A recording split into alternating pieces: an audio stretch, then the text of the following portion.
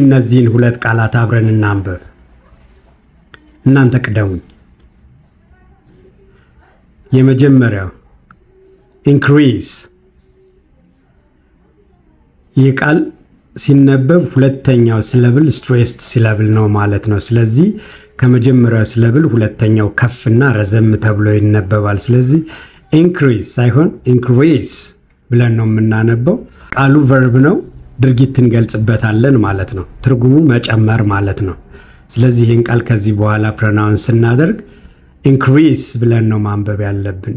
እዚህ ቃል ውስጥ ያለችው ኤስ ፊደል እንደ ስ ነው እንጂ እንደ ዝ አትነበብም። በተለምዶኛ ኢንክሪዝ ብለን የማንበብ ልማድ አለብን። እሱን እንተውና ኢንክሪዝ ብለን ማንበብ። ሁለተኛው ቃል ደግሞ ዲክሪዝ ተብሎ ነው የሚነበበው። ይሄኛውም ስትሬስ ስለብሉ ሁለተኛው ስለሆነ ዲክሪዝ ብለን ሁለተኛውን ስለብል ከፍና ረዘም አድርገን ነው ፕሮናውንስ የምናደርገው። እዚህ ቃል ውስጥ ያለችው ኤስ ፊደልም እንደ ስ ነው እንጂ እንደዛ አትነበብም። ስለዚህ ዲክሪዝ ማለት ትተን ዲክሪስ ብለን እናነባለን። እንደዚህ ሲሆን ትክክል ይሆናል።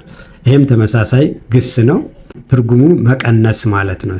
ስለዚህ እነዚህን ቃላት ኢንክሪዝ እና ዲክሪዝ ብለን ብናነባቸው በትክክል አንብበናቸዋል ማለት ነው። ከዚህ በፊት የምናነብበትን የተሳሳተ ኢንክሪዝ እና ዲክሪዝ እያልን ኤስ ፊደላትን በዚህ ድምፅ የምናነባውን ነገር ማስተካከል አለብን ማለት ነው።